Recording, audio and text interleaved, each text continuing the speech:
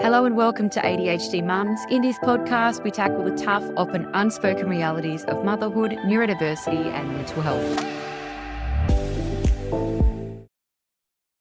Hello and welcome to ADHD Mums. Today we have another episode in the mini-series on hormones. And of course, we have Kylie Smart back. How are you, Kylie? I'm great. Thanks for having me back again this week. So last week, if you missed it, we did an episode on histamine, and it was a specific episode just on histamine, which was really interesting, and I think it will help you identify if you have an issue with histamine or not. Kylie has come back to talk about one of the most highly requested episodes, which is on perimenopause. Do you want to give a quick overview about who you are before we get started, Kylie, in case anyone didn't listen to last week? Yeah, well, I'm Kylie Smart. I'm an ADHD and women's health naturopath. I'm on the Sunshine Coast. I have a little clinic in Yandina, but I also work online one-on-one with clients. And I have a course called DIY Your ADHD as well that people can work through themselves. Great. If you are listening to this episode, don't freak out that you don't know Kylie's contact details. I'm going to put everything in the show notes. Her website, she's got a specific page for ADHD mums, and all of her information will be in there. So let's kick off this important episode. This is called the perimenopausal crash, progesterone, stress, and the rage that nobody warned us about. You know what? I just want to say before we start, because I've just got a bone to pick with life, because so many women I've spoken to, and I'm sure that you would say the same thing, Kylie, is you get out of pregnancy and breastfeeding, and we all have kids a bit later now, and just when you're getting your body back, and just when you think you might have a minute, perimenopause hits you like a brick wall. And then it's like, oh my God, when will this shit end? Because I've only just finished pregnancy and breastfeeding for a lot of us. And I just have to say it truly sucks, because I thought it would be a problem I would have when I was 50. Yep, it starts way younger. Perimenopause starts around 35 for most people, and it's a 10-year process. It's a long process. But on that too, in the life cycle as well, a lot of us also have teenage daughters or coming into teenage daughters. My daughter just turned 10. I think your daughter's similar age too. So we're going to have fun few years ahead of us with puberty and perimenopause and neurodivergence. It's always fun for people listening that are like, oh, I didn't even know if perimenopause was a thing yet. What are some things that we should look for to see if we are in perimenopause or not? Yeah, so some things that you might notice happening for yourself, definitely the mood symptoms that you've talked about, which, in the past weren't talked about so much. It was swept under the rug. The angry menopausal woman wasn't really listened to or heard. And luckily, she's starting to have a voice. And also the ADHD perimenopause woman, because a lot of us are getting diagnosed at this time because of this hormonal shift. So definitely the mood side of things. So you may have more anxiety, your moods may be lowering, you may have all of that. You may have migraines that start, insomnia, and obviously most of us know about the beautiful hot flushes and hot sweats that many women experience. If you'd like to know a little bit more around what's happening in your body with perimenopause, I recommend going to Kylie's Instagram page and having a look at some of her content. I am concerned with ADHDers that we are going to get lost in the detail of what is happening with our body and not continue on. So in the jot form, in the show notes, let me know if you would like Kylie to come back on and go over exactly what's happening in the body for perimenopause. In the spirit of this season being practical, let's power on. Because the nerd in me, I always like to go to the science, but people actually get bored there. I found out from the feedback that I read. What role does progesterone play in keeping things stable then? And then what happens when it tanks? Progesterone has a calming effect on the body. So what it does is it actually naturally increases GABA. GABA is your calming neurotransmitter. So what happens is in perimenopause is that progesterone decreases. And so then that GABA, which has like a protective effect over the estrogen fluctuations that we're experiencing as well, that decreases as well. So then you're less tolerant, you're less calm, your cognition isn't so great as well because of the effects on your dopamine with the estrogen too. So the progesterone normally modulates the fluctuations of estrogen in perimenopause.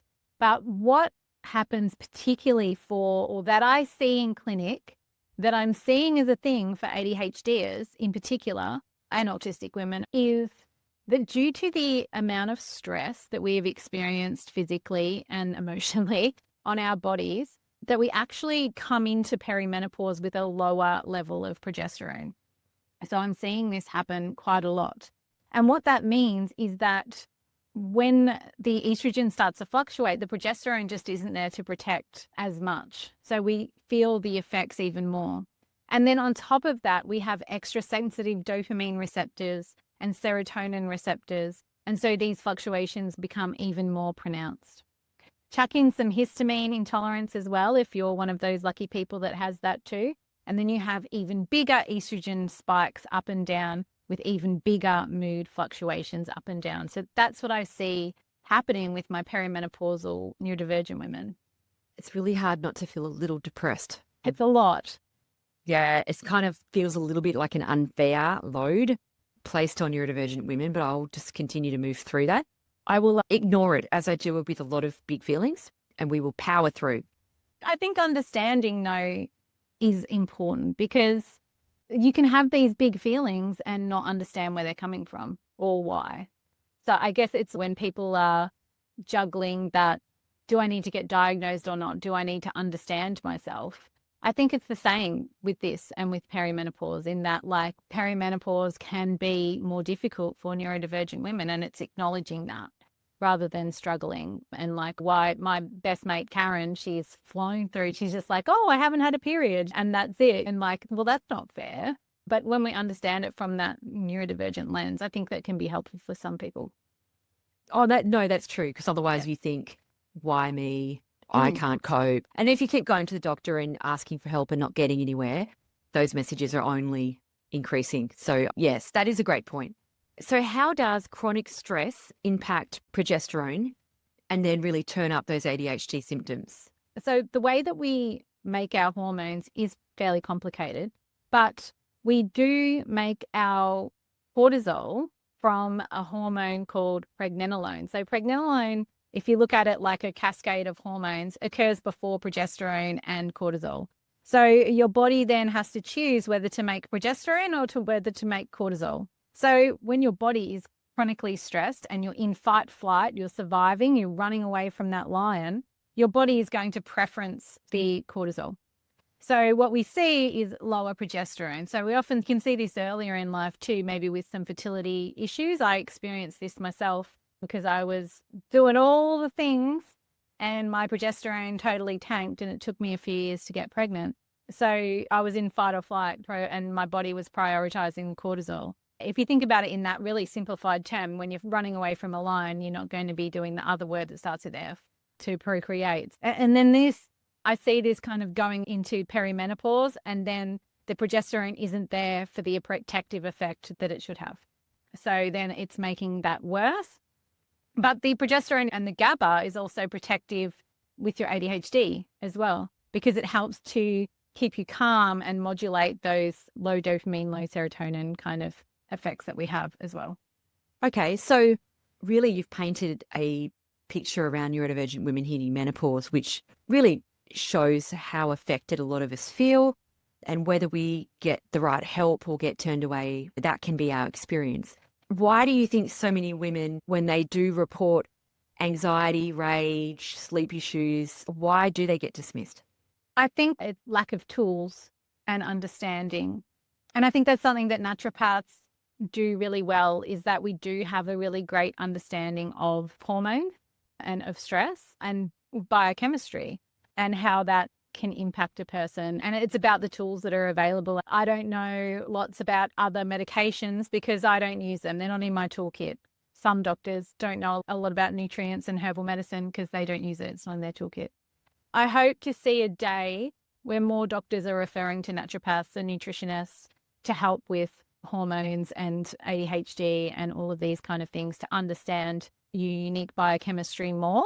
And I hope to see that happen more. We've just found out that naturopathy is going to be back on private health rebates, which is really exciting. There's been lots of work done by lots of people in our industry to make this happen again. So I hope that will lead to more integrative care in the future. It's a great point, because a lot of GPs like to refer on, oh, you've got a sore wrist, you need to get an x-ray, see a physio, like they work in their clinic necessarily because they're the GP. That's their job, is to look, assess, refer on. Yep. So when you don't have a lot of tools in your toolkit to offer, or they've tried them because it's a very short list, or you don't know what else to say, it's a little bit bizarre to me that I actually think that suggesting naturopathy, someone might jump at that and go, I hadn't actually thought of it. Mm. If you don't have much else to offer, because there's not a lot of things that you've got, I don't know why that wouldn't be something that you would say. It's bizarre.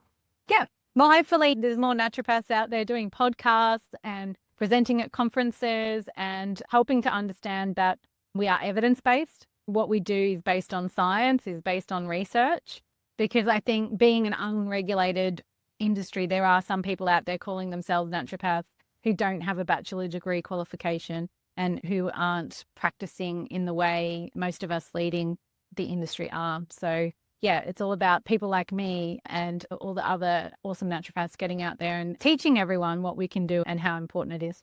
Awesome. Okay. So what would be some of the safe and evidence-based options for support?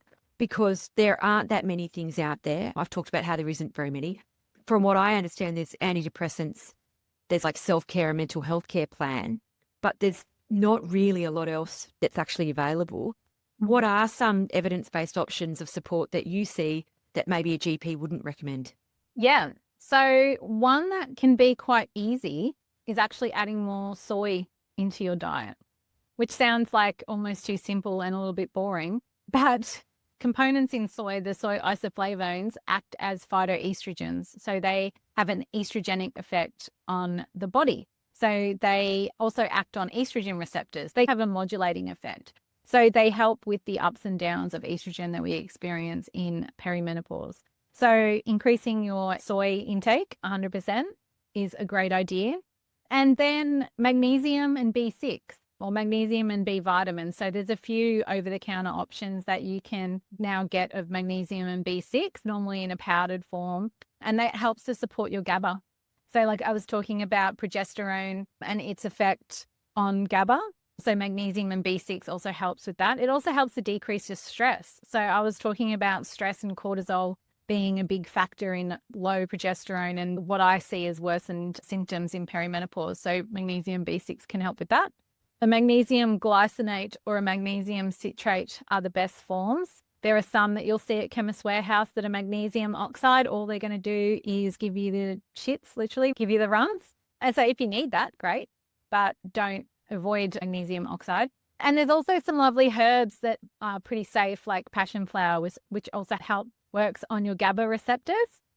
And withania helps like a modulator as well. So withania or ashwagandha, it helps to modulate your stress. So it gives that a bit of that I don't give a F anymore feeling to help ride those waves. So I love withania.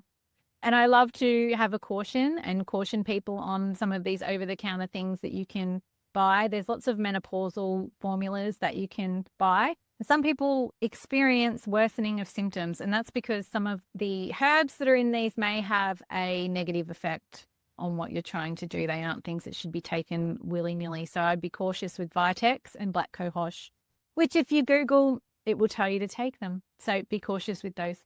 Perfect. Okay. There's a lot you can do and explore rather than sitting in, there's nothing I can do about it, which sometimes is the message you may get from a GP, depending on how experienced they are, is, Yep. oh, well, that's mum life. Yep. Well, not really. There actually are things that you can try. This has been a great episode. Thank you so much for your time. We've all learned a lot around perimenopause, and I think it's really great to build awareness so then women can go and ask for support.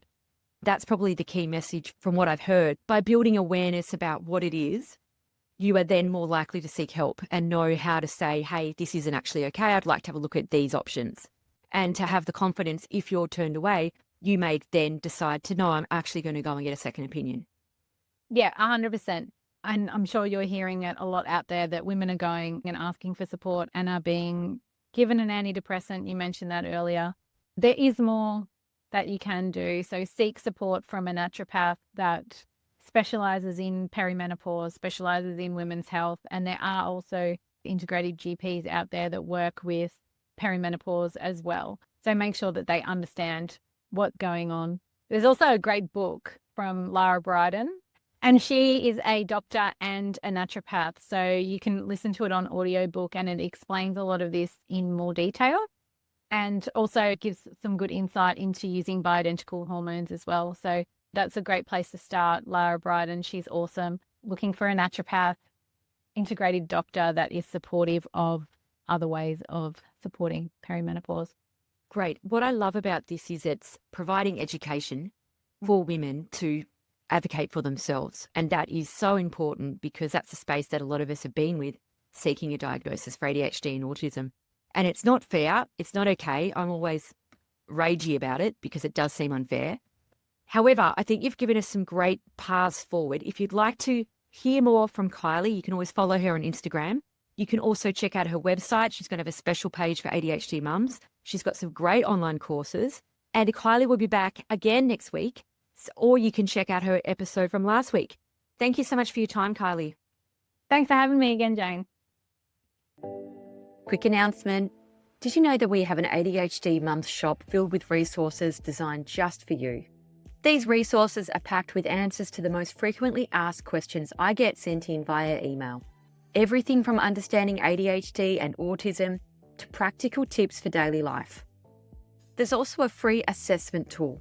If you're wondering about ADHD or autism for yourself or your little one, don't forget to check out the free assessment tool under free resources section on my website, adhdmums.com.au.